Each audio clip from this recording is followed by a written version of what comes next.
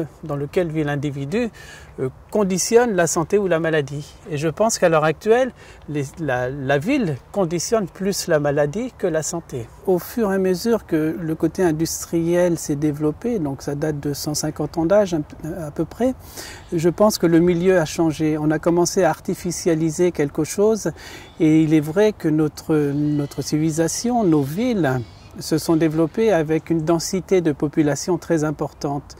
Et il est vrai que les individus sont comme les fruits, quand on les entasse, ils finissent par pourrir. Et je pense que notre civilisation en est là. Or, il faudrait revenir un petit peu à la nature, comme le disait le docteur George Orwell dans les années 40. Il prétendait qu'avec les grosses civilisations, on verrait la dégénérescence humaine apparaître.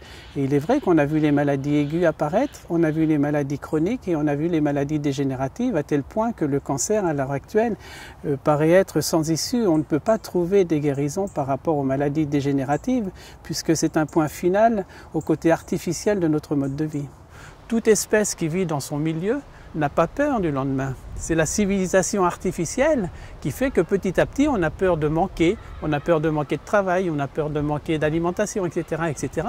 parce que nous sommes dans une civilisation artificielle. Et je pense qu'en ville, il y a énormément de pollution électrique. Or, on connaît à l'heure actuelle les méfaits de ces pollutions électriques. Je pense sincèrement que ça déstabilise la cellule humaine et on parle déjà de cage de Faraday, c'est-à-dire de perturbations électromagnétiques. Hein, rappelez-vous des expériences qui étaient faites déjà dans les années 60 sur des rats.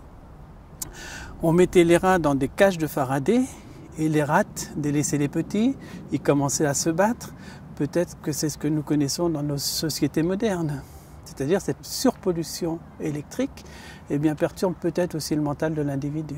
Et l'être humain ne correspond pas au niveau de la physiologie à ce milieu pollué.